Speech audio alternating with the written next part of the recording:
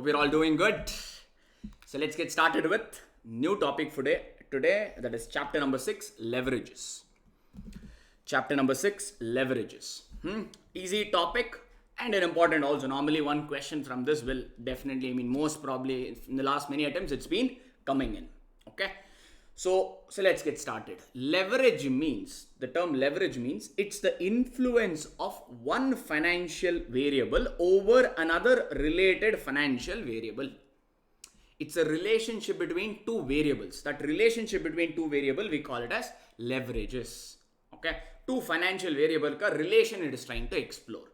So what is the variable we're talking about? This leverage targets fixed cost. If the company has any fixed expenses, what is the impact fixed expense has on your EBIT/EPS? Okay, that is what leverage studies about, or that is what leverage gives you information about. If company has any fixed expenses, how the profit of the company gets impacted. That's all we're going to be studying in leverages. Okay, leverage will only come if there is fixed expense. No fixed expense, no leverage. Okay, so far good. That's what I said. It's the influence of one financial variable over other. Which financial variable ka influence we're talking about here? The fixed expense. Due to fixed expense, how your P&L or how your profit or earnings is going to get impacted. That's what we're going to be studying in this particular chapter as such. So before we dive in, okay, there are about 3 formulas here. If you remember 3 formulas, or 3 plus 2, 3, you can say 6 formulas. If you remember that, like more or less this chapter is over. Let's try to understand a little more about the logic of this leverage, and then we will dive into the problems. Okay, I'll give you a simple example. Be with me here. Okay, let us say, let's give Arivu Pro Academy only. I think you're all students, so you'll be able to connect it better. Arivu Pro Academy. Let's say we are starting this academy. Let's say we just started this academy. Let's assume. Okay. Let's assume we are started with the CA IPCC or CA Inter course. We thought we will give coaching for CA Inter, and we announced a batch. Let's say 10 students came, or we are expecting that 10 students will turn up, or 10 students, let's say, registered for the CA Inter whole course. For all the 8 papers, 10 students sign up. For both the groups, they came. Let us say I collect 30,000 from each student, assumption. From one student, I collect 30,000 as a fees. That means how much fees totally I'm going to collect, guys? My total fees will be how much? 3 lakh rupees. Are we okay with this? Yes? Comfortable, no? So this is my total fees that I'm going to collect from my students, assumption. So now academy means I will have some expenses, no? Some fixed expense I will have, some variable expense I will have. Fixed expense means what? Those expense, no matter what, will remain the same. Whether you take more classes, you take less classes, no matter what you do, or how many units you sell or you buy, those costs will be fixed, meaning it will not change. Variable expense means those expense which fluctuates, which goes on increasing or decreases. Let us say I have a variable expense, or let's say my total expense excluding teacher salary. To conduct the coaching, I require teachers, except teacher's salary, okay, teacher's remuneration comes to, let's say, 1 lakh rupees. Other than paying teachers cost, I have 8 subjects in CA Inter. To conduct, I need to hire 8 teachers, or how many ever teachers that I require. Let's say excluding teachers cost, my expense is 1 lakh rupees. That means how much remains with the organization now? They've collected 3 lakh rupees. 1 lakh has gone in other expense. Other expense could be your electricity, receptionist ka salary, or whatever. All right, other expense, all other expenses, other variable expense, let's assume, put is 1 lakh rupees. Let's say I have one fixed expense in the form of teacher's expense. Let's say teachers is coming and teaching in my academy, so that means I need to give some compensation to the teachers. Let us say I give a compensation to the teachers worth 2,10,000 rupees, or let's say 2,40,000. One subject, 30,000 rupees, 8 subjects, so 8 3s are 24. So I'm paying 2,40,000 rupees as a teacher ka remuneration or salary. Can you tell me academy made a profit or loss here? Let's say this is the year 1 ka data. First year, our operation, this is what happened. Only one course we ran. 3 lakh is the fees we collected. 1 lakh is variable expenses. 2,40,000 is my teacher ka expense. Okay. So can you tell me whether I made a profit or loss in the first year? Can you help me out with the final number? Yes, I made a loss. How much is that? Total expenses 3,40,000.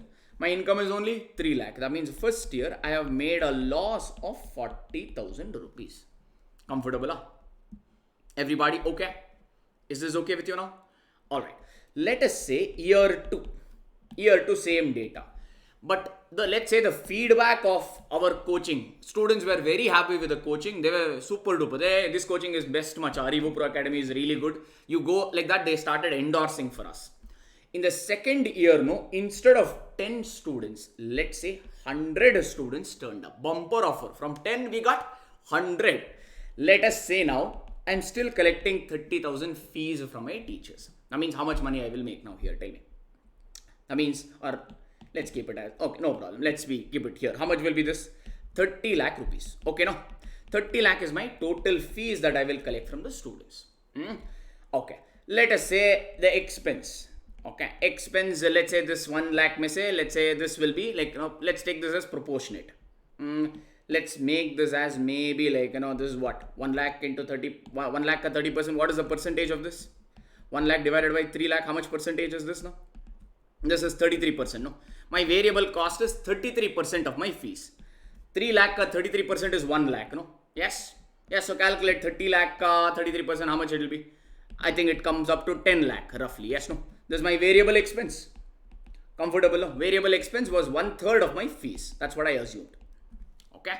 Last year it was 1 lakh. This year it varies with the coaching. Okay? It varies with the fees. Okay? Like commission. Okay, I pay some commission to some agent, some marketing cost. Okay, I pay marketing like this. How much ever students he gets, no? How much ever marketing he does and gets the students, 1/3 of the fees I give it to him. That is the arrangement I have. So first year I got 3 lakh as a fees from the students. So 1/3 of that I gave it as marketing fees. Second year I got how much? 30 lakh. 30 lakh into 1/3 will be how much? It's 9,99,000. I've rounded it off to 10 lakh rupees. Comfortable? Now, teacher's expense. This data is not relevant for me. Leave that. It's okay. I'm talking more about this. Teacher expense. How much do you think will be teacher's expense? How much do you think will be my teacher's expense? Last year, it was 2,40,000 because it was a fixed expense for me. No, this was fixed. Fixed expense means what? It'll stay the same irrespective of how many students come. I pay a teacher how much? 2,40,000 only because that is my arrangement. Yes or no? That means next year also how much will be my teacher's expense case? 2,40,000. Now can you tell me how much profit or loss I made in year 2? Am I making a loss or am I making a profit here? Am I making a loss or am I making profit here? I'm making profit. How much? 30 minus 10 minus 2.4. I'm almost making 17,60,000 rupees as a profit. Agreed? Agreed with me? Okay, you'll not have so much profit in the academy. Don't worry. These are just numbers to prove it to you. That's it. Okay. All right. Check. First year, it was a loss. Second year, it is a bumper profit for me. Yes, no? From 40,000 loss, I went to 17,60,000 profit. Yes. Now, let's alter the data slightly. Let's alter. Till here, everybody is clear, no? I took one variable expense, one fixed expense. Variable expense was 1/3 of my fees. Teacher's expense, I made it as fixed. No matter what, it is 2,40,000. So far, all these numbers look comfortable to you. Yes, no? No issues? Everybody okay? Alright. Let's alter the scenario slightly differently. Let's say this one is 3 lakh only. Students' ka fees, let's say I collected in year 1 as 3 lakh only. Variable expense is 1 lakh only. With the teacher, no, I made a slight bargain. What I told the teacher is, instead of fixed, teacher asked for a fixed expense. Academy teachers, I told them, boss, fixed expense I cannot pay. It will be loss for me. Okay, I will pay you 20 or 40% of my fees from the students. Whatever from the students I collect, no, 40% of the fees I will give it to you. What arrangement I made? Whatever fees I collect from the students, no, 40% of that I will give it to you. Okay, if that is the case, means what will be my teacher's expense? Can you tell me? I collected how much fees from the students? 3 lakh. How much I will give it to the teachers? 40%. That means how much will be this? 1.2 lakhs. Everybody okay, no? Yes or no, guys? That means this is what? Fixed expense or variable expense now? This arrangement, is it fixed or variable now? Can you tell me? Variable means it changes. Fixed means same. This 40% arrangement now I have made, is it fixed or variable? It is variable because it varies on the fees, If I collect 3 lakh fees, I will give them 1,20,000. If I collect 4 lakh fees, then 4 lakh of 40%, this will be 1,60,000. If I collect 10 lakh fees from the students, 10 lakh of 40%, which will be 4 lakh. That means it varies based on the fees. Any expenditure that varies is what we call it as, or anything that changes is what we call it as variable expenditure. Yes, so in this case, can you tell me what will be my profit or what will be my loss? 2,20,000, I think I'm making a small profit. Yes, no, 80,000 profit. 80,000 profit I'm making here. If I make a different arrangement, I will make 80,000 profit. Yes, no. Let's do the same calculation for year 2. Let's say I collected 30 lakh fees from the students. Okay, other variable expenses how much? Same, 10 lakh only. Can you tell me teachers ka cost, how much it will be now? What is the arrangement I made to the teachers? How much ever fees I collect, I will pay 40% of that to the teachers as remuneration. So I've collected 30 lakhs fees from the students in the year 2. 40% of this how much, guys? 12 lakh. Now you tell me how much is the profit. Yes, no, this is 12 lakh. 30 lakh of 40%, which is 12 lakh. Now you tell me how much is the profit. 8 lakh rupees is my profit. Yes or no, guys? 8 lakh rupees is the profit. Yes or no? Everybody clear? Now what is the analysis I want you to be aware of here? Check. If fixed expense, if you had made the teacher's expense as fixed, okay, if you had made the teacher's expense as fixed, first year you would have made 40,000 loss, no doubt. Second year you would have made a bumper profit of how much? 17 lakh 60,000. Yes, no? That means what will be your total profit for year 2? If you had gone for option 1, this is option 1, this is option 2. If you had gone for option 1 for 2 years, how much profit you would have earned? First year loss of 40,000. Second year profit of 17.6 lakh. That means total profit, how much I would have made, guys? I would have made a profit of 17.2 lakh for both the years put together. Yes? Yes, sir? Now, if I go for option number 2, tell me how much profit I make. First year, 80,000 profit. Second year, 8 lakh profit. Check how much profit I can make totally. Only 8 lakh 80,000. Yes or no? Yes or no? Isn't there a huge difference between 8.8 and 17.2? Yes, no? Almost 100% increase. Comfortable or not? Yes. Are you able to understand what I'm trying to say here? Yes.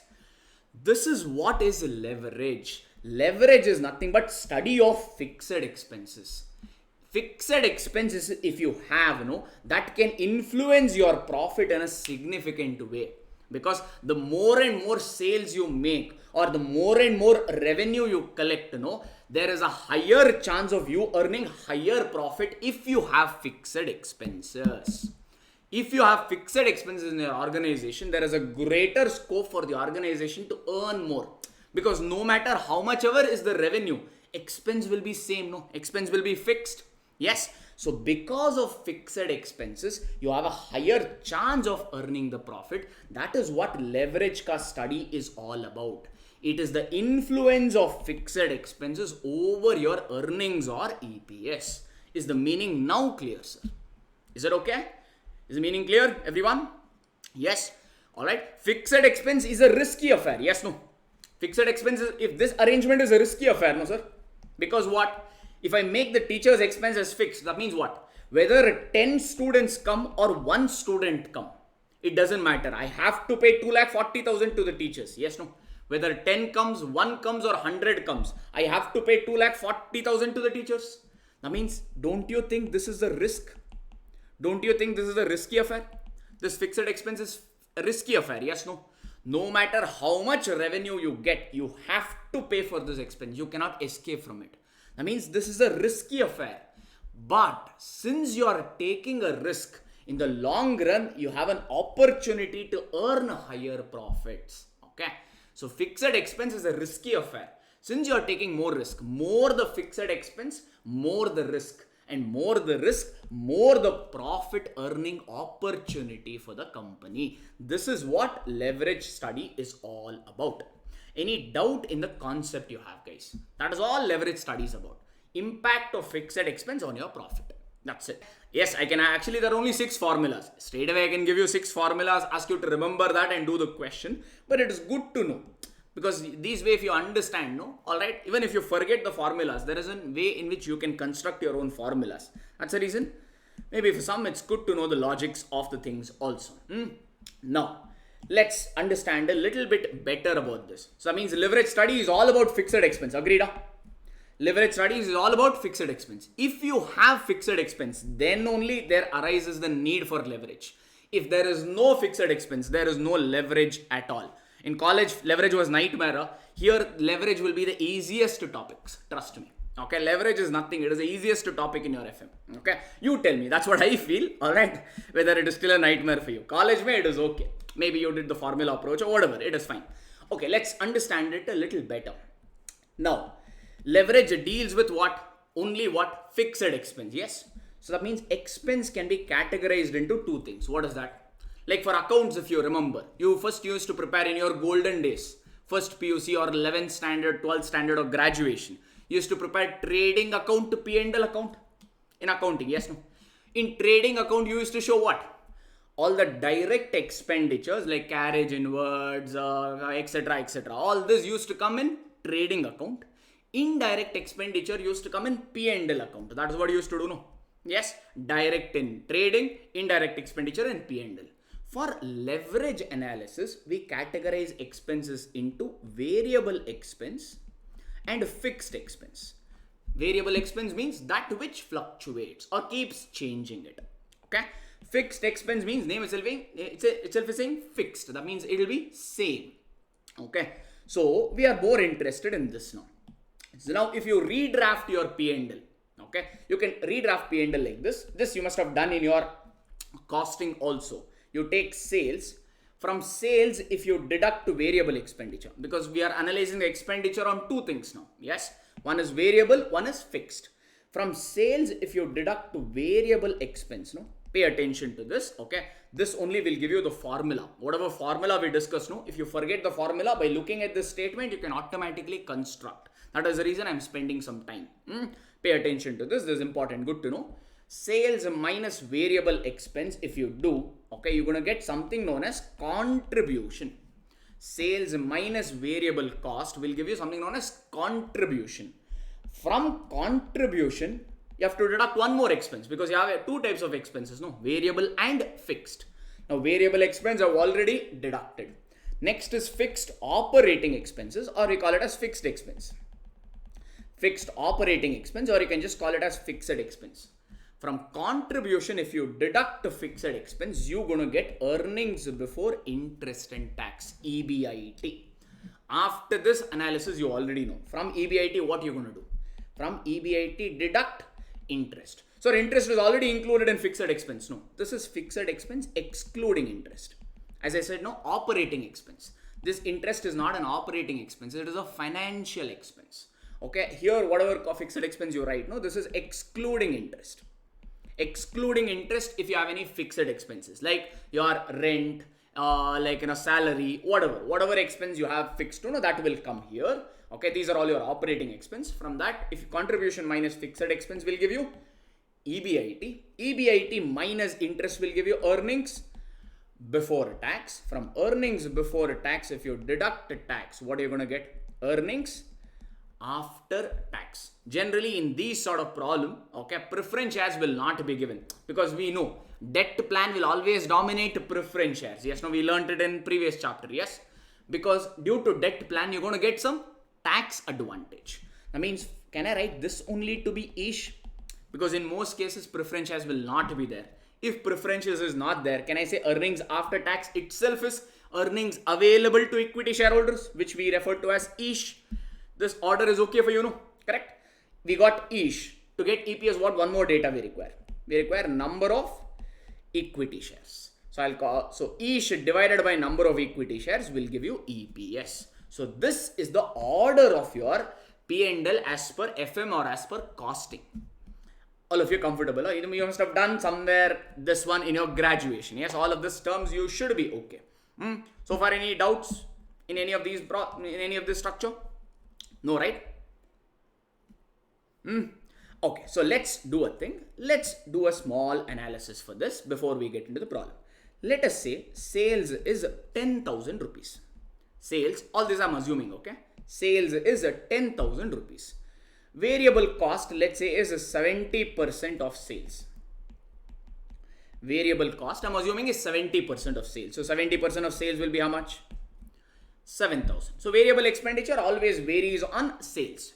How much ever is your sale, based on that, it will vary. Like, what is one variable expense you could say? Let's say I am a buyer and seller of calculator. That means what? I buy the calculator and I sell the calculators. If I have to sell more, if I have to sell these calculators more, don't I have to purchase more? If I have to sell more calculators, I need to purchase more. Yes or no? So purchase cost is a variable cost. It depends on sales. Yes, no? Like that. That is one example of variable expenses. That I'm assuming it to be 70% of sale for our analysis perspective. So 10,000 ka 70% will be 7,000. So what will be your contribution? 10,000 minus 7,000, which will be 3,000. Fixed expense, let's assume it to be 2,000 rupees. I'm just assuming this to be 2,000. So contribution less fixed expense will give you earnings before tax of 1,000 rupees. Let's say interest. Interest is nothing but interest on debt. Let's say a company has any borrowing. Okay, they've issued debentures or taken bank loan or whatever. I'm assuming the interest to be 500 rupees. Every number is assumed. That means what will be your earnings before tax? From EBIT, if you deduct interest, you're going to get earnings before tax of 500. Okay, let's assume the tax rate may be at 30%. So for 500 ka 30% will be how much? 150. So your issue will be 350. Is it okay? EPS, I'll stop it here. All these are numbers. Pretty much okay with you, with the calculation. Is that okay with you, everyone? Yes. Yes or no? Okay, all these numbers are fine. Okay, let's do a small thing here. Let's say this was year 1 data. Okay, let's put the change here.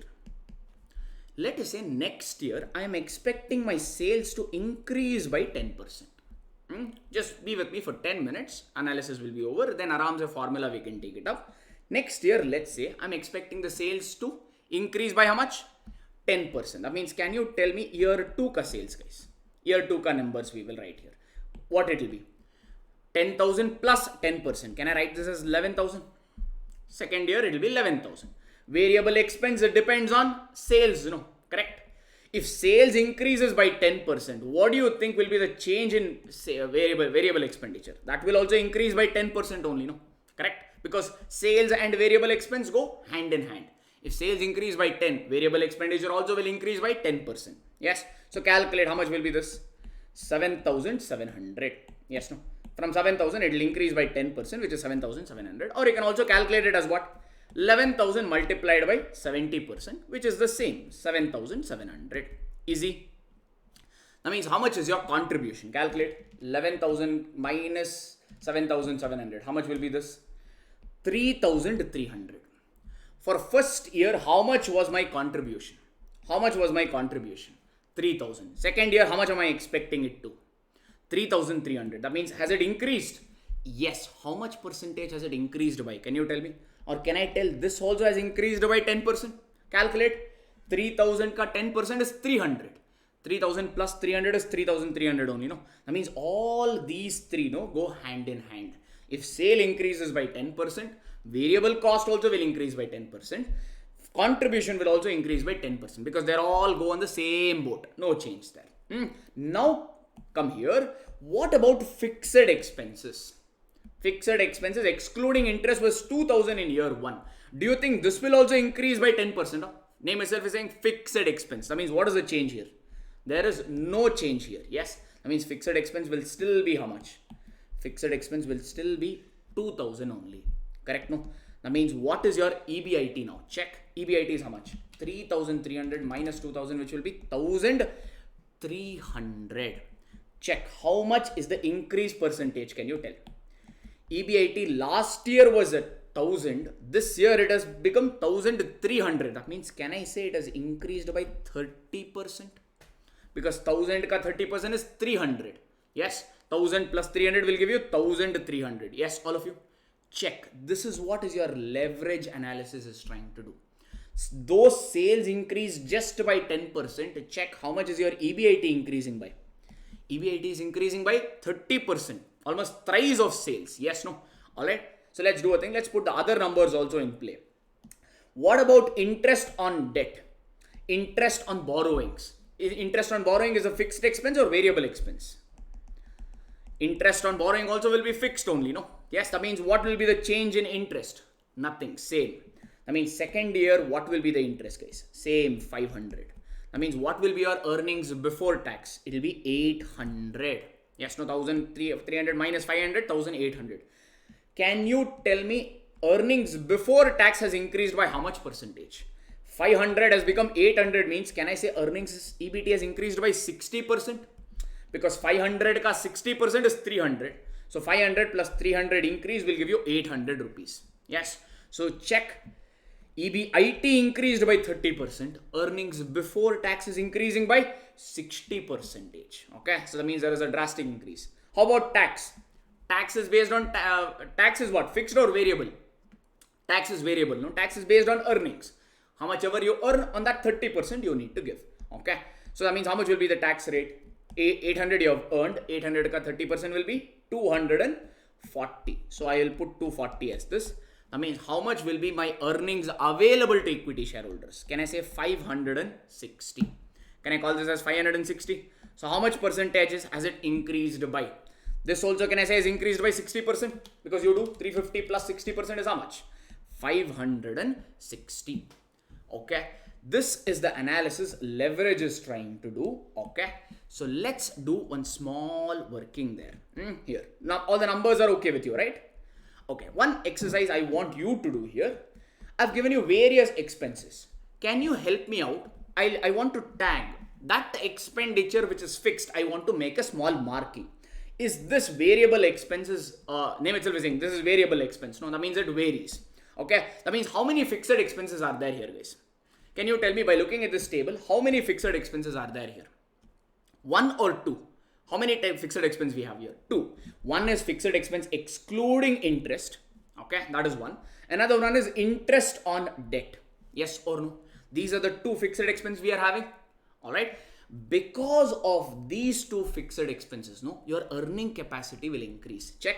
Though the sale has increased just by 10%, your EBIT has increased by 30%. The sole reason for that is fixed expense. That is what leverage is trying to calculate. Okay. We have 3 types of leverage here. I'll put this data parallelly. We will connect this data. Okay.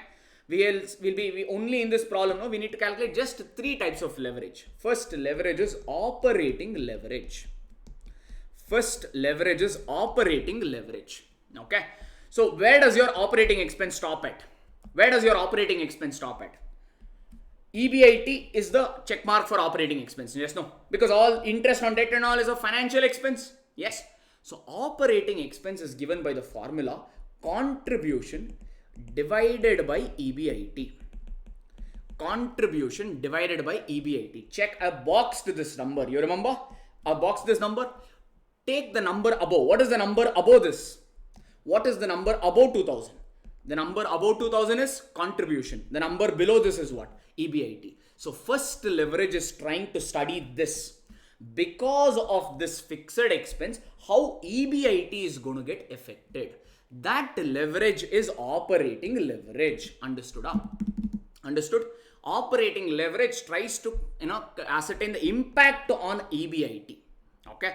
Fair enough. So just take one number above fixed expense, one number below fixed expense. Just to remember formula, I'm telling you how to remember. What is above fixed expense? Contribution. What is below fixed expense? EBIT. So contribution divided by EBIT will give you something known as operating leverage. Or if you wanted to remember other way around, you can also remember it as OLC.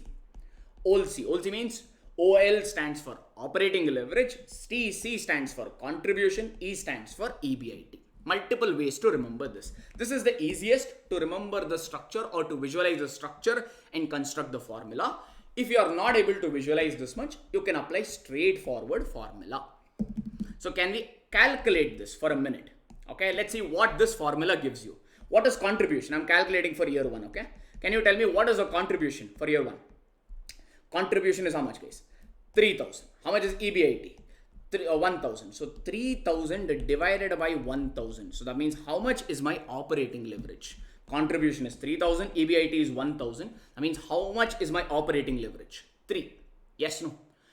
What this means is, what this operating leverage is trying to study is, what is the impact or what is the relationship between sales and EBIT? Operating leverage is trying to study the relationship between sales and EBIT. Check. How much did the sales increase by, guys? How much did the sales increase by? I assumed there. So sales increased by how much?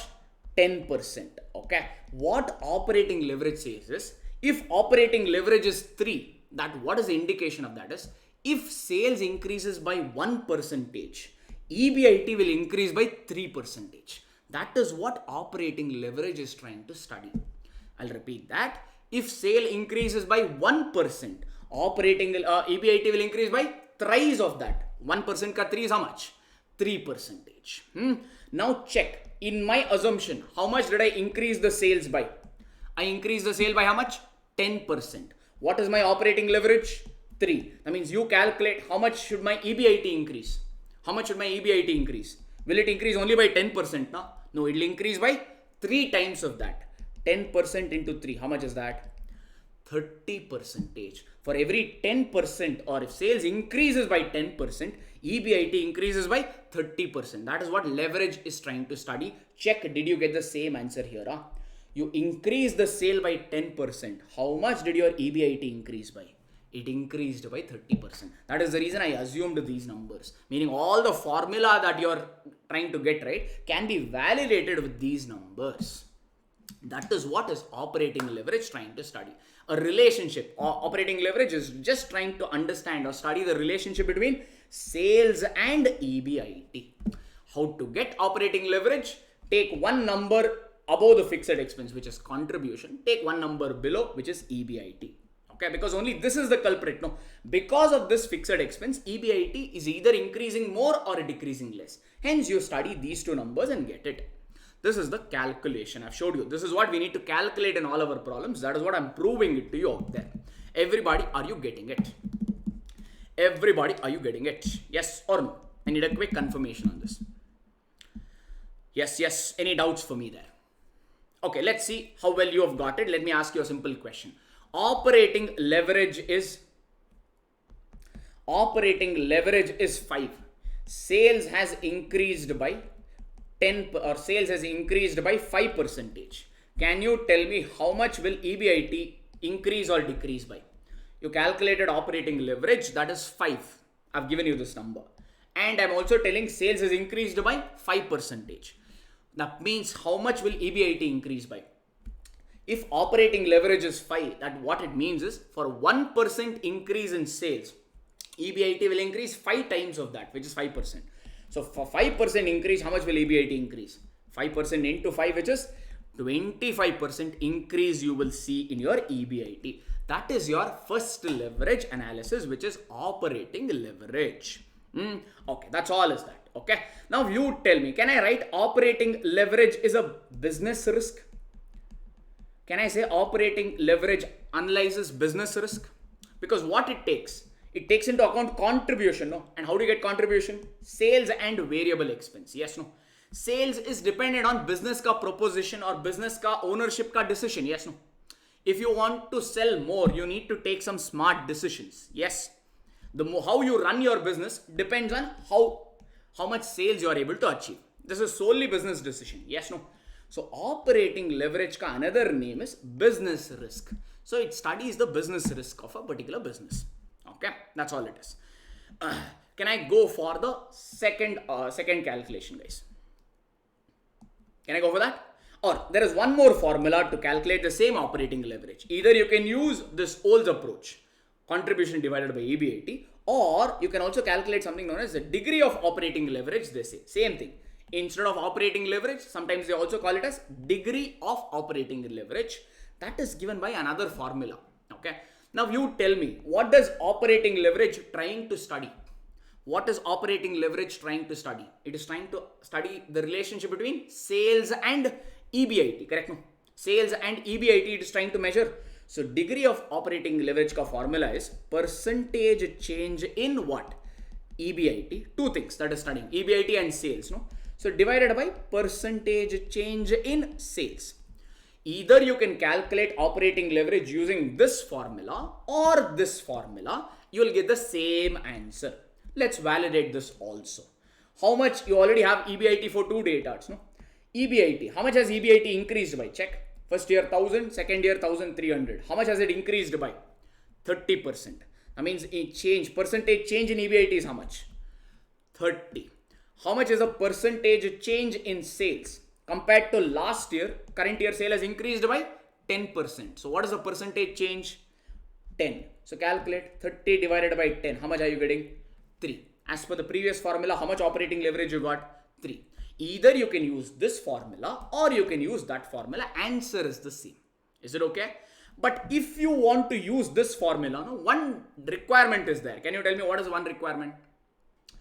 If you want to use this formula, no, they should give you 2 years ka data. With 1 year ka data, you cannot apply this formula. Agreed with me? Because you want percentage change, no? If you want to compare the change means you need to have two datas. Only if they have given two sets of data, then only you can apply this formula. If in the examination, if they have given only one data, then you will apply this formula. That's how to identify whether you should go for this in examination or that. Sometimes, so if they give both, what to do? If they give both, your choice. Either you can go for this formula or that formula, answer will be the same. Okay? Your choice. But to do this degree of operating leverage, this formula, 2 years ka data or two data, it becomes a compulsory. Manageable. So yes, two formulas we have already learned. Okay. Somebody who said nightmare. Are you feeling a little better, sir? Yes. Leverage. Somebody said before we started the class, it was actually a little difficult. Are you okay now? Is things are looking little brighter? Fine. Okay. All right. This is operating leverage. So operating leverage, okay, is trying to study the relationship between sales and EBIT. Now we have second type of leverage. Let's try to calculate that. Only 3 types of leverage are there. Operating, financial leverage, combined leverage. So we have studied operating leverage. Let's go for the second one, which is known as financial leverage. Financial leverage. Now, before we did all this drama, you told there are 2 fixed expenses for me. Yes, one is this fixed expense. Another one is interest fixed expense. Yes, no? Now, financial leverage is trying to study the relationship between EBIT. Operating leverage, where it stopped? Operating leverage analyze the relationship between what? Sales and EBIT, right? Financial leverage is trying to study the impact between EBIT and the bottommost point, which is EPS. So operating leverage studies the relationship between sales and EBIT. Financial leverage tries to study the relationship between EBIT and EPS. That's all it is. Is it okay? So if you add these two, you're going to get what? If you study the relationship between from sales to EPS, if you study that, we call it as combined leverage. That's all. That's all we need to calculate in this particular chapter. That's it. One leverage we've already calculated. Now let's calculate financial leverage. Same approach. Check where have I boxed. Where have I boxed the second one? I put the box in interest. No, that means you tell me the formula for financial leverage. Let's see whether you got that box approach right or wrong. Tell me, what should be the formula for financial leverage? This I boxed here. What is a simple approach? Take one number above this. Take one number below this. What is one number above interest?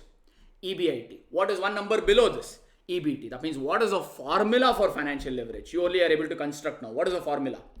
EBIT divided by EBT. That's all is a formula for financial leverage. Easy, no? Yes. EBIT divided by EBT. So calculate how much is EBIT. EBIT is 1000. I'm doing it for year 1. For EBT is how much? 500. So EBIT is 1000. EBT is 500. That means how much is financial leverage, guys? How much is financial leverage, guys? 2. 2. Yes or no? Yes or no? This number is 2. What this means is for every 1% change in EBIT, there will be 2% change in EBT. Did you get that? For every 1%, if this number is 2, what it means is if EBIT changes by 1%, then earnings before tax will change by 2%. That is the meaning of the term financial leverage is equal to 2. If financial leverage is 3, then what it means is if EBIT changes by 1%, EBT will change by 3%. That is the significance or analysis or comment of financial leverage. Let's test it out here. EBIT increased by how much, guys? In this problem, check, I've given 1000 ka EBIT became next year 1300. That means how much did EBIT increase by? It increased by 30%. How much is your financial leverage? 2. If EBIT has increased by 30%, can you tell me EBT will increase by how much?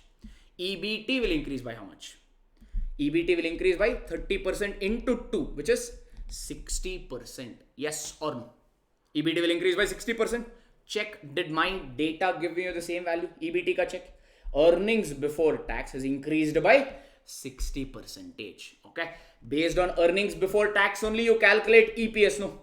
So EPS also will increase by 60%. That is what my data is also proving. Check. EPS also increased by 60%.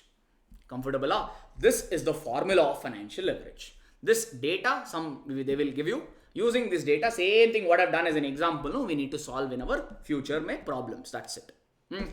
So any doubt in anybody or anybody is having here, guys? So financial leverage is basically trying to study the relationship between what? EBIT and the eventual, final, bottommost number. What is the bottommost number? EPS. So between EBIT and EPS it is trying to say. But you told in EBT, sir, EBT and EPS will go hand in hand. Check, my data is also proving that. EBT increased by 60%. EPS also has increased by 60%. Hence we say financial leverage tries to make a study between EBIT and EPS. Financial leverage tries to study, okay, the relationship between EBIT and EPS. So if your financial leverage is 2, that means for 1% change in EBIT, there will be 2% change in EPS. That's all. That's all is the relationship between financial, or that's what financial leverage tries to calculate it to you. Okay, fine. Alright, just like operating leverage, there was second formula, no? Even for financial leverage, there is a second formula. Okay, that we call it as degree of financial leverage, DFL. There it was a degree of operating leverage, no? Here it will be degree of financial leverage. Now you construct the formula for me. Let's see. What is financial leverage trying to make a study? It is trying to study the relationship between what? EBIT and what? The final bottommost number, which is what? EPS. Yes. So that means what is the formula should be? Here it will be percentage change in EPS divided by what? Percentage change in EBIT. This is your formula. Percentage change in EPS divided by percentage change in EBIT. Either you can apply this or apply that, you will get the same answer. Let's test it out maybe. Check. EPS has increased by how much percentage in our data, guys? EPS has increased by 60%. Okay. How much percentage change in EBIT are we seeing? EBIT has changed by how much percentage? EBIT has changed by 30%. So 60 divided by 30 is how much? 60 divided by 30, no, in India is 2 only. I don't know in other countries. Okay, 60 divided by 30 is 2. What did this formula give you? Same answer. Yes or no? So either you can find out financial leverage using this formula or that formula. Answer will not change. But again, if you want to apply this formula, 2 sets of data is required, because percentage change means change will only come by comparing 2 sets of data. Okay. So only if you have 2 sets of data, go for this problem. Only if 1 set of data is given, go for this particular problem. That's all is this. Manageable, guys. Okay, financial leverage. Yes, or can I call financial leverage is a financial risk? Financial leverage, can I say, is a financial risk? Because your financial leverage means what? You are taking a finance, like a debt, like a loan. On that loan, you need to pay interest, no? So financial leverage is not related to business. It more studies the financial risk. So operating leverage, we call it as business risk. Financial leverage, we call it as financial risk. Another name. That's all. Last one is not really a different one. Last one you can only tell. What is the last one? Last one is combined leverage. Combined leverage. Combined leverage, you need not calculate this. Okay. Operating leverage tries to study the relationship between what? Operating leverage tries to study the relationship between sales and EBIT. Financial leverage studies the relationship between what? EBIT and EPS. Combined leverage studies the total, meaning from sales till EPS. It is trying to understand the relationship between sales, the topmost number, and bottommost number, which is sales and EPS. Okay, so it is trying to explore the relationship between sales and EPS. Okay, do we really require a formula? Combined leverage is total of this one. No? So take operating leverage, multiply it by the financial leverage, you're going to get combined leverage. That's all is combined leverage. How much is operating leverage we already got? Operating leverage was 3. Financial leverage is how much? 2. So operating leverage is 3, financial leverage is 2. That means what is your total combined leverage? 6. That means what is the indication here? Check. What is the indication? It is trying to study the relationship between sales and EPS. No? Now you give me the indication. If sales increases by 10%, combined leverage is giving the relationship between sales and EPS. If sales has increased by 10% and combined leverage is 6, that means can you tell me how much EPS will increase by? Can you tell me how much EPS will increase by? EPS will increase 6 times of that, which will be 10% into 6, which will be 60%. Check, is my data proving that right for me? My sales increased by 10%. Check my final number. EPS is increasing by 60%. Yes or no? That is what combined leverage study is all about. So combined leverage is not really a formula. You need to, if you want to construct a formula, what you'll write as formula? Instead of writing operating leverage, you can write operating leverage ka formula. Instead of financial leverage, write financial leverage ka formula. You're going to get combined leverage ka formula. There is no separate formula for this. This is just operating leverage multiplied by financial leverage. So we spent a lot of time, but I hope it's worth it. Okay. Otherwise, I could have just told you this formula. In fact, you need to remember only what? 5 formulas here. Actually, one more will come. Okay. These two for operating leverage, 2 for financial leverage, 1 for combined leverage. So I could have just given you 5 formulas, okay, and asked you to revise that or repeat it that 5 times and done the problem. Okay. Then only you'll know the formula. That's it. But this can be proved with numbers. So we spent a little time so that in case you have any hiccup in the formula, you can construct your own, or you can visualize the statement and construct your own formula. Okay, that is the intention of us spending a little extra time here. That's it. Okay, fine. If everybody is through, let's see how well you have learned. Now I will give you 2 problems, or we will solve 2 problems to understand how much have you really got. Or let's do one thing. Let's have a quick recap. Then we'll combine. Okay, first statement. I'll keep making the statement. You tell me, are you agree or not agree? Okay. Leverage. Leverage is a study of fixed expense. Yes. It is trying to study the relationship because of fixed expense, how your earnings or how your EPS is trying to get impacted. That is what leverage is trying to study. So if fixed expense is not there, leverage ka chapter only you can cut off. So leverage will only come into play if you have fixed expenses. Because fixed expense is a risky affair. Because no matter how much sales you make, okay, you have to pay that expense. So you cannot escape from it. So it is a lot more riskier.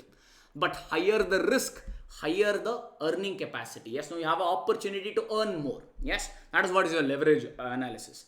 So leverage deals with, or there are 3 types of leverage, which is what? Operating leverage, financial leverage, combined leverage. Operating leverage deals with business risk. So operating leverage tries to study the relationship between 2 things. What is that? Sales and EBIT. So if operating leverage is 3, then what it means? For 1% change in sales, EBIT will change thrice, which will be 3%. That is what operating leverage studies. Relationship between sales and EBIT. Next will be financial leverage. Financial leverage is trying to study between 2 things. What? EBIT and the bottommost number, which is EPS. So it is trying to study the relationship between EBIT and EPS. And how do you get that financial leverage? It is nothing but EBIT divided by EBT. So if financial leverage is 2%, then what it indicates is Okay, for 1% change in EBIT, there will be 2% change in EPS. So in this problem, EBIT had increased by 30%. Hence, EBT and EPS will increase by twice of that, which is 60%. Combined leverage is nothing but the total risk of a business, which is nothing but operating leverage multiplied by financial leverage. So combined risk analyzes the relationship between the topmost number, which is sales, and bottommost number, which is EPS.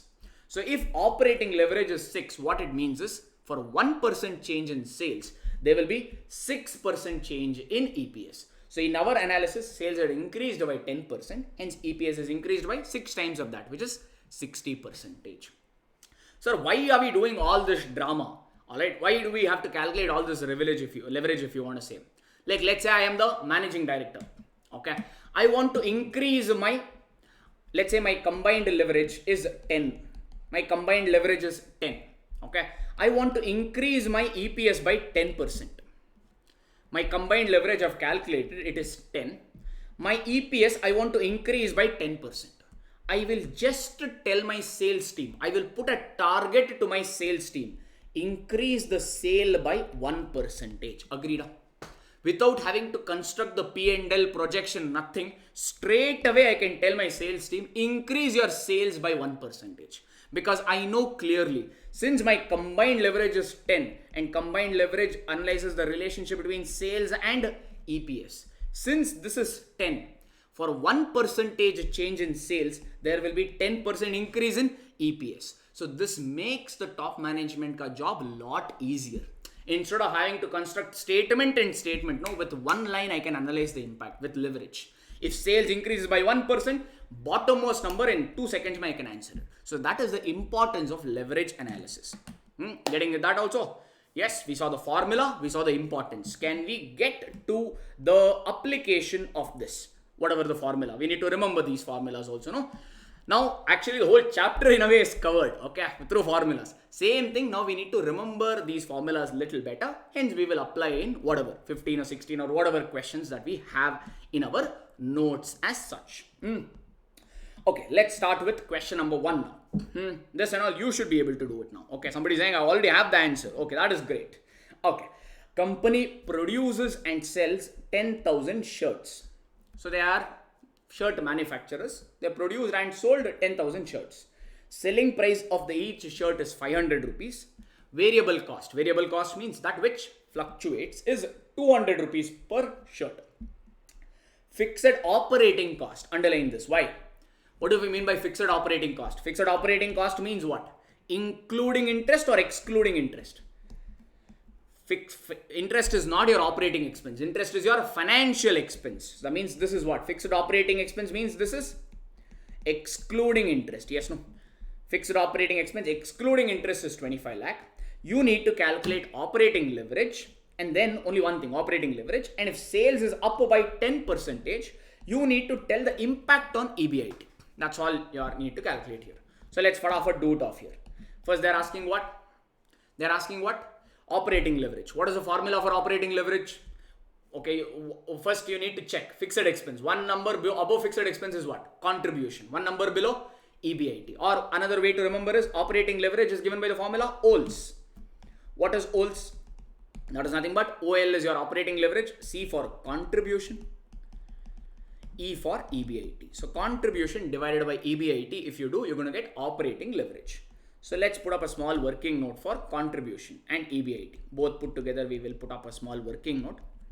Once we find out that, then easily we can calculate operating leverage. Okay. So, all right. First, what do I start with? Now you know the order of P&L as per costing or FM. What do we that? First, we take sales. Have they given the sales? How many shirts have you sold? You have sold 10,000 shirts. And what is your selling price of each shirt? Each shirt you will sell it for 500 rupees. So 10,000 into 500 if you do, how much will be that number? 10,000 into 500 will be, 1 lakh, 5 lakh. I think no, 50 lakh. Okay, sales is 50 lakh. From sales, what do? Deduct variable cost. Have they given variable cost in the problem? Yes, variable cost is 500 rupees for every shirt. We have sold 10,000 shirts and variable cost is, how much was that? Variable cost is 200. No? So 10,000 into 200, which is 20 lakhs. So sales minus variable cost will give you what? Sales minus variable cost will give you contribution. So how much is contribution? 30 lakh. From contribution, another type of expense you will deduct. So this is your variable expense. Next is what? Fixed. Just fixed expense, or I'll write fixed operating expense. I will write fixed operating expense because this is always excluding interest. So how much is fixed operating expense? They only given in the problem. Fixed operating expenses 25 lakh rupees. So from contribution, if you deduct fixed operating expense, you're going to get something known as EBIT. I don't have to proceed further because they only asked operating leverage. For operating leverage, I require contribution and I require EBIT. Therefore, what is my operating leverage, guys? Contribution divided by EBIT, which is 30 lakh divided by 5 lakh, which is 6. Yes, no? Operating leverage is 6. Everybody got it or anyone lagging behind? Anyone lagging behind or everybody okay with this calculation?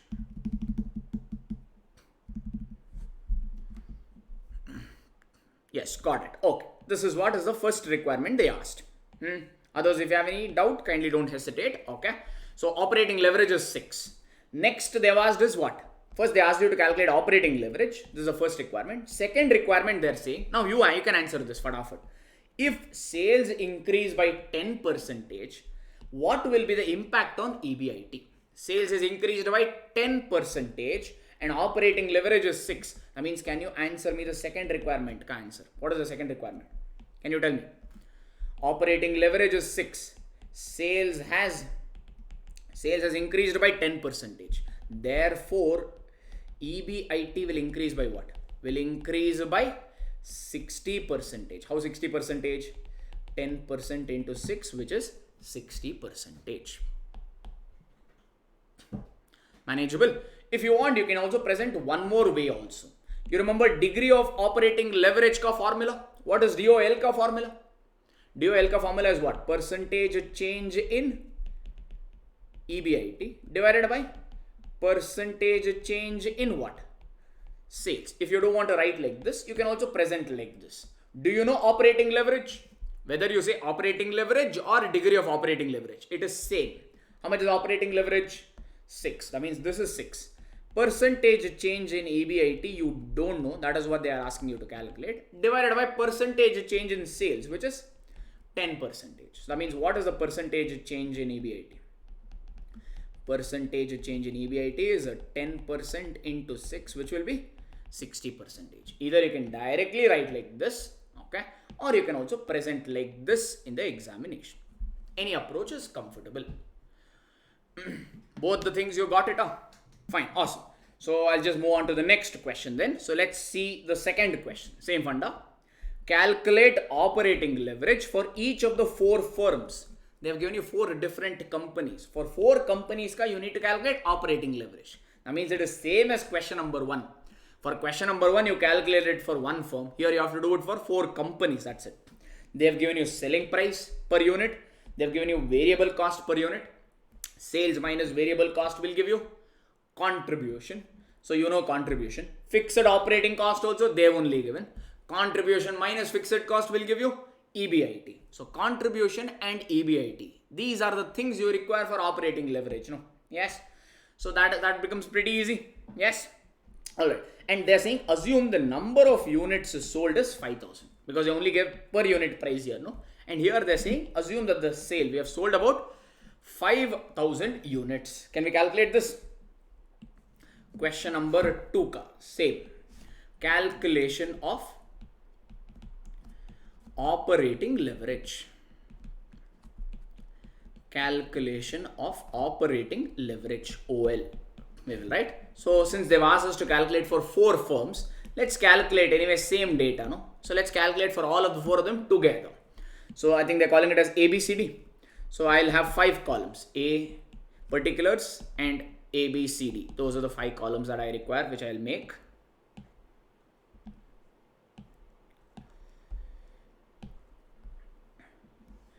Alright, for operating leverage, what and all data I require, guys?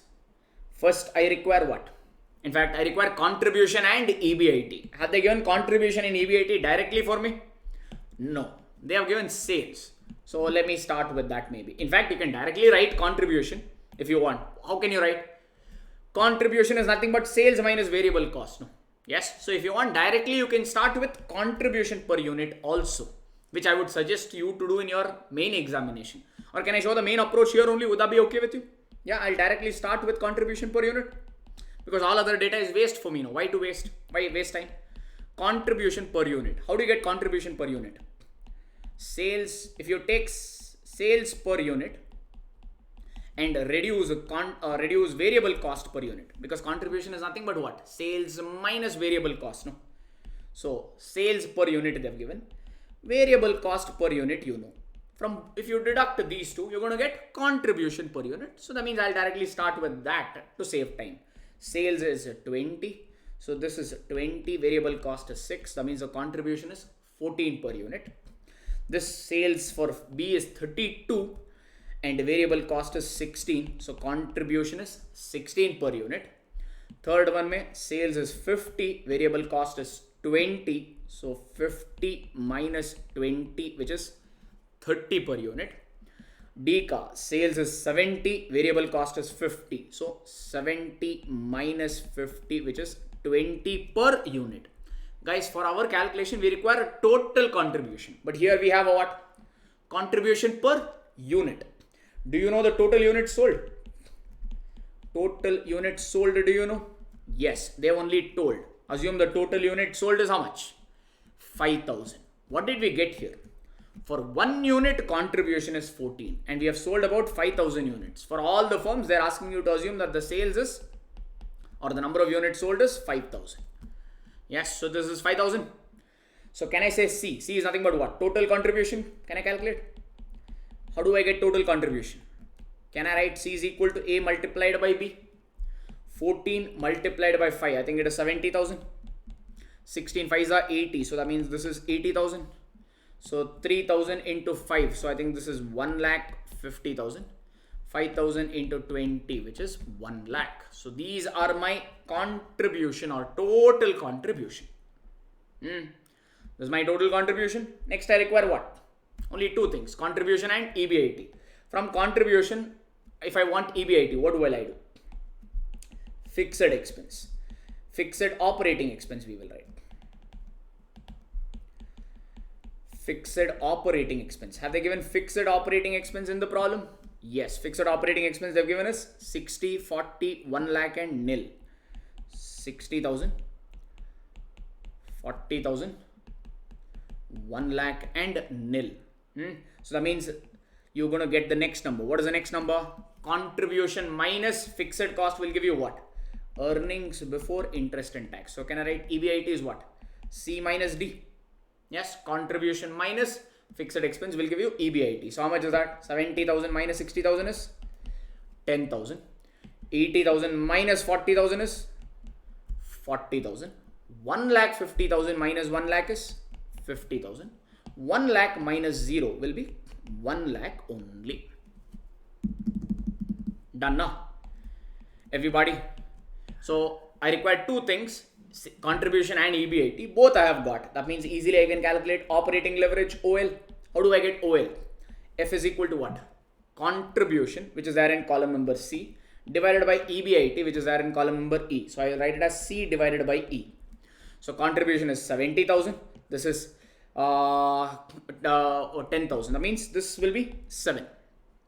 So this will be what? 80,000 divided by 40,000, which will be 2. This will be 1,50,000 divided by 50,000, which will be 3. This will be 1 lakh divided by 1 lakh, which is 1. Yes, no? Yes. Since this firm does not have any fixed expense, can they use the leverage benefit? Can you tell me that analysis? Let's see. D. Firm D. Do they have any fixed operating cost? No. That means will they get any extra advantage? No. If sales increase by 10% for firm D, even EBIT will increase by 10% only because they don't have any fixed expense. Fixed expense is a risk element. Only if you take the risk, then there is a chance to earn more. D is not taking that risk. Hence, if sale increase by 10%, even their fixed EBIT will increase just by 10%. But that is not the case with firm A. If firm A ka sale increase by 10%, can you tell me? If a firm A ka, this and all they have not asked, I'm just doing it for your reference. Okay, maybe this one I'll just put it up just to make sure that you have got it. For me, this is my analysis. Okay, for my confirmation that you have understood. So sales has increased by 10% in all the cases. Can you tell me EBIT increases by how much percentage for all these firms? For first firm, since operating leverage is 7 and sales is increased by 10%, EBIT will increase by 10% into 7, which will be 70%. That means for B it will be what? 10% into 2, which will be 20%. C ka it will be 10% into 3, which will be 30%. For last one it will be 10% into 1, which will be 10%. That means, can you tell me which among these firms, if at all they ask analysis, okay, or I'm telling you here, which firm is taking a higher risk here? Which firm has a higher business risk?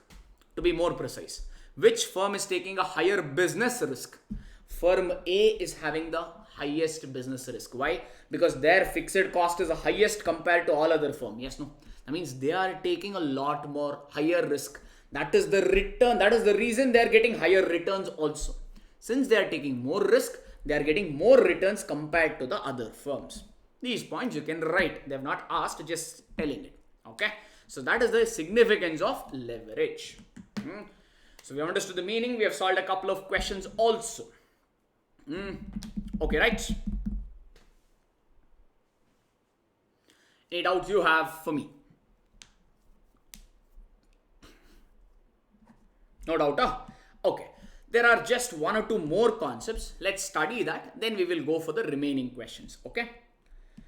Not that important from examination perspective. Okay. But still, let's do a small study of these and then proceed. Better it will be. Okay. Now, second analysis we are doing is break-even point. BEP we call it. Break-even point. That means no profit, no loss. Neither are we making profit nor are we making loss. That we call it as break-even analysis. Some of you must have studied this in your costing paper of your graduation or BCom or whatever. Yes, possible. So a little bit of this will be helpful in our leverage, one or two of this. So let's understand this a little better.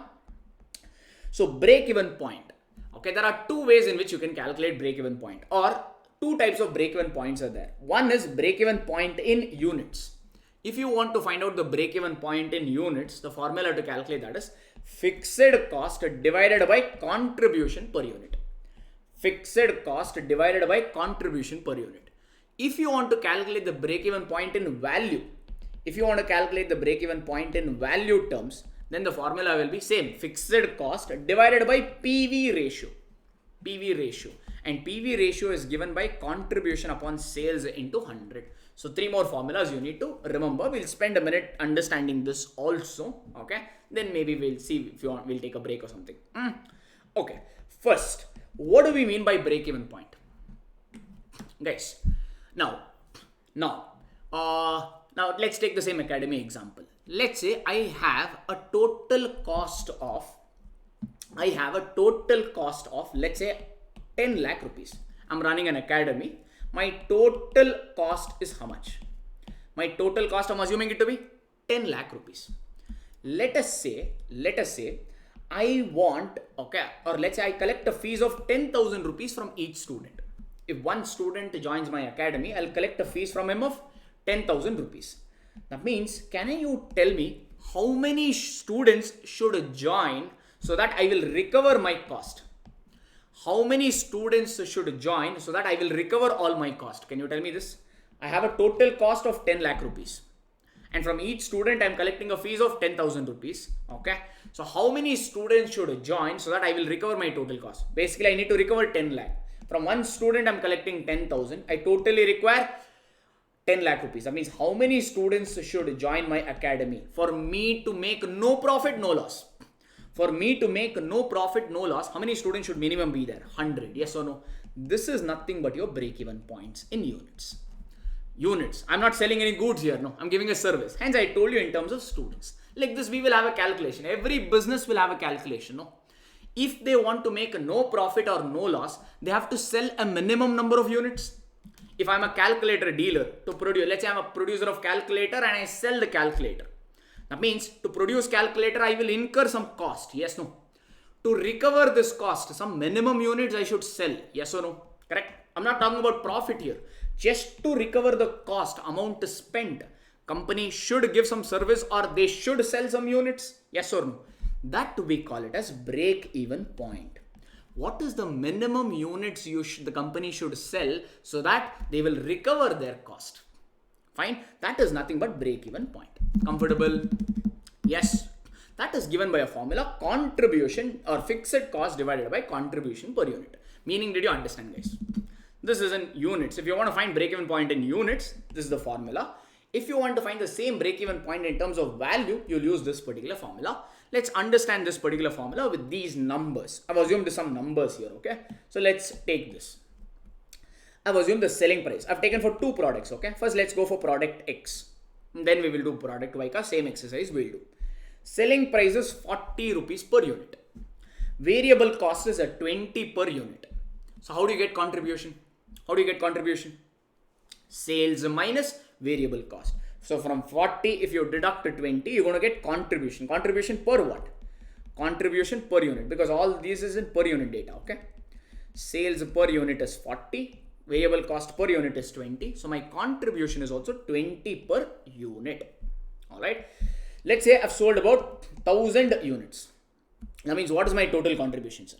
My total contribution is 20,000. Yes, no?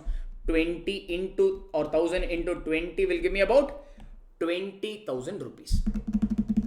Yes, yes or no, sir? Fine. Okay. Let's say my fixed operating cost is 15,000, I've assumed. From contribution, if you deduct fixed cost, you're going to get EBIT, which is 5,000 rupees. All right. Let's stop there for a minute. These are your basic calculation. So let's go back. What is your break-even point? Can you tell me the break-even points in units? What is the break-even point in units? Fixed cost. What is the formula? Fixed cost divided by contribution per unit. How much is my fixed cost for product X? Fixed cost for product X is 15,000. And 1 unit, how much is it contributing for me? 1 unit, how much is it contributing? 20 rupees. That means 15,000 divided by 20. How much are you getting, guys? 15,000 divided by 20 is 750 units. Yes or no? That is what they've calculated here. 750 units. That means what is the indication? If you want to recover all your cost, minimum you should sell 750 units. That is what is the indication. That's it. That is what you need to, do it as such. Okay. If you want, we can prove it also. Check. Okay. Or maybe I'll repeat this once. If you want to recover your cost, your variable expense and fixed operating expense, if the firm has to recover, minimum they have to sell 750 units. Okay. If you don't believe in the formula, we can backtrace this formula. Okay. Can you tell me what is my total variable cost, guys? What is my total variable cost I've incurred? 20 per unit I've incurred. Yes, no? Yes. Comfortable? So yes. On 1 unit at 20 rupees, on 750 units, how much variable cost I would have incurred? 15,000 rupees. Yes, no? 50. On 1 unit, I'll incur a variable cost of 20 rupees. Okay, on 7, because my break-even point is 750. Now, I'm testing whether my break-even point is really 750. Formula gave that. Now, we are trying to put some numbers and see whether that formula is giving the right analysis. Okay. So, on 1 unit, 20. On 750 units, 15,000. Yes. Will I have only variable cost or I'll also have fixed operating expense? Will I have just variable cost, guys, or I'll also have fixed operating expense? I'll also have fixed operating cost. Yes, no? How much is my fixed operating cost they've told for product X? Fixed operating cost is 15,000 rupees. That means what is the total cost? Can you tell me, sir? Total cost is how much? For 750 units, how much is the total cost I'm incurring? I'm incurring a total cost of 70,000 or 30,000 rupees. Yes, no? 15,000 variable, 15,000 fixed.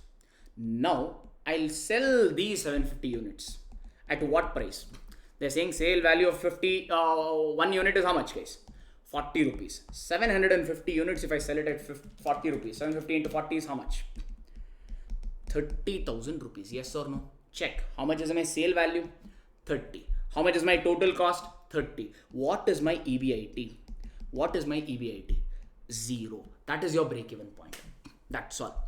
So that means this formula is right. Do you agree with me? We did a formula approach. Contribution or fixed cost divided by contribution per unit. We got 750 units. And we back tested that formula. We are getting the answer. Yes, no? At 750 units if the firm sells, there will be neither profit, neither loss. Whatever cost the firm incur, that much they will recover. No profit, no loss zone. That is your break-even point ka formula. The same thing, break-even point, if you require in value, that is given by fixed cost divided by PV ratio. Leave that for the time being. All right. So I'll just put that aside for the time being. Same analysis. Let's do it for Y. Selling price is 40 per unit. Okay. Or 1 minute. Let me just ask you. Do you feel comfortable with that formula? No. Break-even point ka formula, units formula. All of you are comfortable. Yes. If you're comfortable, I'll go for product Y ka analysis. Can I go for that? Yes, we are only studying at, see here, check the heading. Sakshi is saying, sir, only fixed expense of operating expense we are taking. Check the relationship, heading check. Break-even analysis and what? Operating leverage. Operating leverage stops at what? EBIT level, no? Correct? Only financial leverage considers that financial cost, yes, no? So for this break-even point, we will only consider the fixed operating expense. Perfect. We will not consider the financial expense. We'll only consider fixed operating expense. Good question, and I hope I've answered it. Okay, she's saying yes. Okay, I'll move on to the next then. Selling price is 40 for product Y. Variable cost is same, 20 only. I mean, so contribution is how much? 20 per unit. So they've assumed that 1000 units have been sold in total. So for 1 unit 20, for 1000 units it will be 20,000 is my total contribution. Now check, this is the important one. Check how much is the fixed cost for product Y. Fixed cost for product Y is only 10,000. That means what is my profit? EBIT. 10,000. Yes, no. From 20,000, if you deduct 10,000, you're going to get 10,000. So let's again calculate break-even point. How are you going to get break-even point in units? Fixed cost divided by contribution per unit. How much is fixed cost? 10,000. How much is contribution per unit? 20. So 10,000 divided by 20 is how much? 500 units. 500 per unit. Yes, so this is your base calculation for both. I'll tell you the analysis in a bit. Yes, numbers are looking fine. Let's also calculate operating leverage. How do you get operating leverage? OLC, that is contribution divided by EBIT. What is your total contribution? 20,000. What is your EBIT? It's a simple, no? Take one number above fixed cost, take one number below fixed cost, which is nothing but contribution divided by EBIT. So 20,000 divided by 5 is how much? 4. Operating leverage is 4. Yes. Let's calculate the same operating leverage for product Y. Okay, which is what? Contribution is 20,000 divided by EBIT, which is 10,000. 20,000 divided by 10,000, which is 2. Now, what am I trying to tell here? Okay, this is just for your reference, I'm telling, not that important for your examination. Formula is relevant, analysis not much. Just it is there in your study material, hence I just want to skip it. I'll just give you a quick pointer for that. What it means is, check. There is a relationship. There is a relationship, if you want, you can copy this, between fixed cost. There is a relationship between fixed cost, break-even point, and operating leverage. Check. For product X, fixed cost was how much? 15. For product Y, how much was fixed cost? 10,000. That means, can I tell product X has higher fixed cost? Can I tell product X has higher fixed cost? Is my analysis right? Because this is 15, this guy it is 10. Yes. So product ka fixed cost, if it is higher, no, then break-even point also will be higher. Check. For Y, break-even point was 500 units. For X, it is 750 units. Break-even point also will be on the higher side. Okay. Even operating leverage, higher the fixed cost. Fixed cost is a risk, no. If you are taking higher risk, what do you think operating leverage will be? Increasing sign or decreasing sign? Operating leverage also will be more. That is what our numbers are also proving. Check. Operating leverage for this is, guys, 2. For this product, it is 4. All these 3 go hand in hand. They may ask you a theory question. So far, it has not come. Just in case for 2 marks, if they ask you to explain the relationship, you will explain this. There is a direct relationship between fixed cost, break-even point, and operating leverage. Higher the fixed cost, higher the break-even point, and higher your operating leverage. Because naturally, if you are incurring more fixed cost, then you need to sell more to recover that fixed cost. That's the reason your break-even point will be higher. Higher the fixed cost. Fixed cost is your risk. Higher the risk, higher is your operating leverage. Hence, these go hand in hand as such. Okay, that is your analysis. If you want this, you can write down in your notebook. Okay, just as a simple one-liner, you can compare. There is a common relationship. There is a direct relationship between these two. Not relevant for your numerical problems, only relevant if they ask you theory questions. So far I have not seen, from this topic I have only seen numerical question turn up, okay, just in case they decide to ask. I don't want to take a chance, so I'm just putting it across to you. Everybody comfortable with this calculation? Yes, okay, there was one more formula, remember? Break-even point in value, how do you get? Fixed cost divided by PV ratio. PV ratio is nothing but like your GP ratio, guys. How do you calculate GP ratio? Tell me in accounts. In accounts, you used to calculate GP ratio. How do you calculate? GP divided by sales into 100. Yes, no? Gross profit divided by sales into 100 if you have to do. You used to get GP ratio, no? Same funda for price volume ratio also. It explores what percentage of sales is contribution. What percentage of sales is contribution? Sales is 40. Contribution is 20. That means, can I say 50% of sales is equal to contribution? Yes or no, sir? 50% of sales is your, it's like telling GP percentage is 50%. Yes, no? That is what price volume ratio or PV ratio gives you.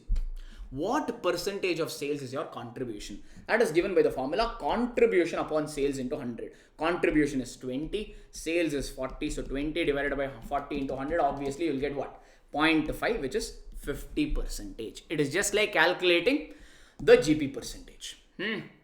Okay, these formulas you need to remember. It might find an application in one of the problems. I will come to that whenever the need comes. Okay. So, okay, 1 minute. Yes, everybody is okay with this formula? Is okay with this analysis, what we did? Or any doubts you have for me in this? All okay? Price volume ratio, PV. You'll study all this in costing, don't worry. Okay, actually all this is costing related. Okay, but one or two has come in here, so we need to just know that also. Okay, so that is that. So no doubts. Awesome. So one small, one more analysis is there. We'll do that off and we'll leave it. There is also something known as, again, a costing concept, margin of safety. Margin of safety. What it means is, like, let's take the previous example only. What was my total sales? In the previous example, my total sales was 1000 units, no sir? My total sales was 1000 units, correct? What was my break-even point in units for product X? I think it was 750, remember? Yes, 750 units. Previous problem ka data I'm writing, that's it. What does margin of safety indicates is, okay, listen to this carefully. Can I tell, though I have sold 1000 units, up to 750 units, I will not make any profit? Is my statement right? Though I have sold 1000 units, up to 750 units, I will not make any profit, nor will I make any loss. Agree with my statement? Yes, because till 750 units, you will recover all your cost. Yes, that means profit will start from which sale? Profit will start only from 751 units to 1000 units. Yes, no? That means, can I say profit will only be made on this 250 units? Only on the last 250 units, you will make a profit, because up to 750 units, you recovered all your cost. After that, if you are selling any, then you will start making profits. That we call it as margin of safety.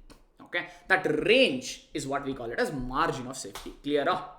Okay, basically margin of safety is into profit zone. If you want to classify it into zone, margin of safety is into profit zone. Break-even point is into what? No profit, no loss zone. Okay, that's all it is. Above break-even point lies margin of safety, because you start making profits there. Okay, so margin of safety. Now, can you tell me, how do you calculate margin of safety? If somebody asks you margin of safety, a percentage you calculate. Now you construct a formula for me. Let's see. I've given you the numbers. You construct the formula for me. How do you get margin of safety? Total sales minus what? Break-even point ka sales. Because only on that sales you are making profit. No? Yes. So this is your profit. You need to find out profit percentage. Hence, what will be the formula?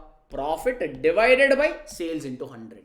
Hence, margin of safety का formula is total sales minus break-even point का sale divided by total sales into 100. Is this formula okay for you?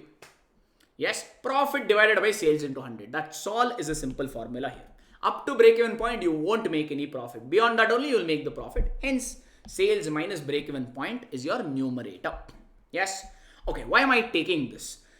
If they don't give operating leverage in the problem, no, there is one more way in which you can calculate operating leverage. That is nothing but 1 divided by margin of safety.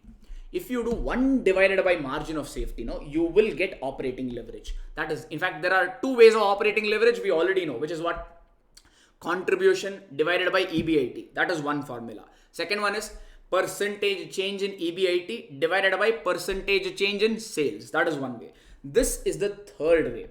If they don't give operating leverage and if they give you margin of safety, using margin of safety, you can calculate operating leverage. In one of the problem in the previous attempt, they had asked this. Okay, this is important for me. Actually, only this is important. But to calculate margin of safety, I require break-even point. That's the reason I had to explain you what is break-even point also. Actually, break-even point is not that much relevant. This is more relevant. But both are common concepts. So we had to go through from there. Yes, sir. If you want, we can prove this also with this particular example. Let's prove it off 2 minutes. Okay, why to keep something hanging? Everything here can be tied out to back numbers. Okay, that's the reason I said leverage is the easiest. Okay, you don't have to worry too much. Alright, because it is not somebody's formula. See, if it is Gordon's formula, Walter's formula, approach, no, we will not know what is their assumption because they would have given their theory 50 years back. But these are all what? Straightforward concepts. So we can always backtrace them. Okay, so let's try to prove that. Okay, let's see how well it works. All these are assumed numbers. Okay, selling price per unit is 50 and they've assumed 1000 units have been sold. That means what will be my total sales? 1000 into 50, which is 50,000 rupees. This is my total sales. All these are numbers assumed. Variable cost, they were assuming it to be 30 per unit. For 1 unit 30, how many units have we sold? 1000. So 1000 ka 30 will be 30,000. Sales minus variable cost will give you what? Contribution. So that means your total contribution, not per unit contribution. The total contribution is how much? 20,000. Fixed cost, they are assuming it to be 15,000. All these are assumed numbers. Okay. That means what is your EBIT? Earnings before tax is how much? Contribution minus fixed cost will give you EBIT, which is 5,000. Done. Okay. All right. First, let's study our first concept. How do you get operating leverage, guys? You tell me here. How do you get operating leverage? OLC. OLC means what? Contribution divided by EBIT. What is contribution? 20,000. What is EBIT? 5. So 20,000 divided by 5. That means how much are you getting as operating leverage? You are getting it as 4. Yes, no. Using your normal approach, you are getting operating leverage to be 4. Let us use margin of safety approach and see we will get the same operating leverage. We will use MOS approach here. Okay. For MOS approach, first I require what? Break-even point in value. No? Correct? Break-even point in value. How do you get break-even point in value? How do you get that? Fixed cost divided by PV ratio. Yes. And how do you get PV ratio?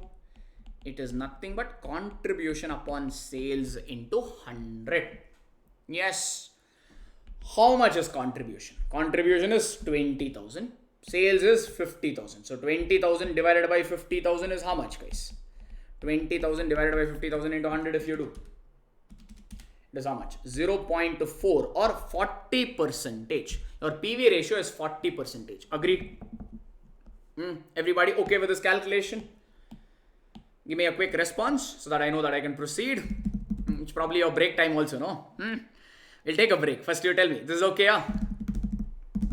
Yes. Okay. So how do you calculate break-even point now? Break-even point in value is given by fixed cost. Do you know fixed cost? Yes. Fixed cost is 15,000 divided by PV ratio. PV ratio is 40%. So calculate 15,000 divided by 40%, which will be how much? 37,500. And how do you get margin of safety? Margin of safety is nothing but total sales minus break-even point ka sales divided by total sales again. Yes, no? total sales in the problem they have given. How much is the total sales given in the problem? 50,000. Guys, these sort of questions also can be asked in the examination. All right. So far they have not asked, but that's the reason we are not taking chance. So break-even point is how much? 37,500 divided by total sales is 50,000. So calculate 50,000 minus 37,500 divided by 50,000. How much are you getting? 0.25. Anybody having doubt in this calculation? 0.25. No. Yes? Okay. Operating leverage is given by one more formula. What is that? 1 divided by margin of safety. Margin of safety, just now we got it to be 0.225. So do 1 divided by 0.25 you do in your calculator. How much you getting? 1 divided by 0.25 is nothing but what? 4, no? How much did you get using initially operating leverage normal formula? How much did you get? 4. Using margin of safety approach also, how much you getting? 4. So this is another way to calculate it. Okay. This also has been tested in the problem. They have given you margin of safety and asked you to calculate operating leverage. It has come in the examination. Such questions also we have it going forward. Yes. These are all the theory part or the analysis part. Let's quickly get this done. And then only problems and problems and problems. For which we need to find out the solutions. That's it. Okay. So yes, clear up. Clear. So another formula is what? Operating leverage is given by 1 divided by margin of safety. That is another way. Okay. If you want, there is a relationship between margin of safety, also business risk and operating leverage. That we have given here only. If margin of safety rises, if it increases, or you tell me logically, margin of safety is increasing. Margin of safety means which zone, guys? Margin of safety means which zone? It is a profit zone, correct? No. Only if you're getting into profit zone, then only we say it is margin of safety. So if your margin of safety is increasing, that means your profit earning capability is increasing, no? What happens to your business risk?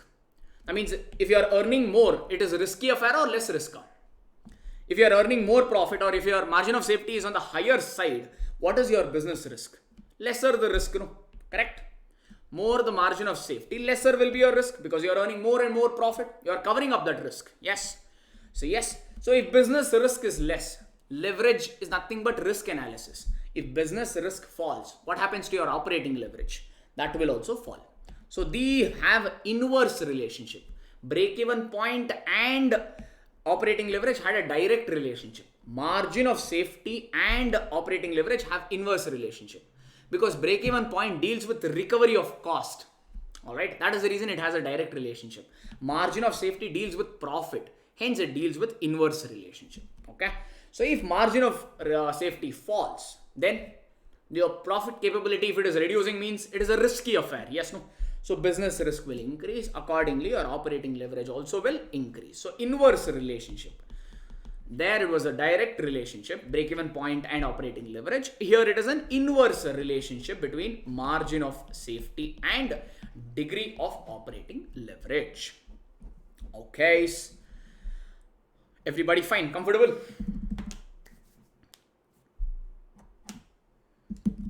Yes, sir. Reach that Buddha zone, is it already? Okay. I think all fine till here. Yes. Okay. So now going forward, we need to just apply in the problem. So let's do a thing. Let's take a break for about 15-20 minutes or 20 minutes. We'll take a break. Then we'll come back and solve a few more questions to understand whatever formulas we have seen. To get them better, we will apply them. All right. See you after the break. Bye-bye.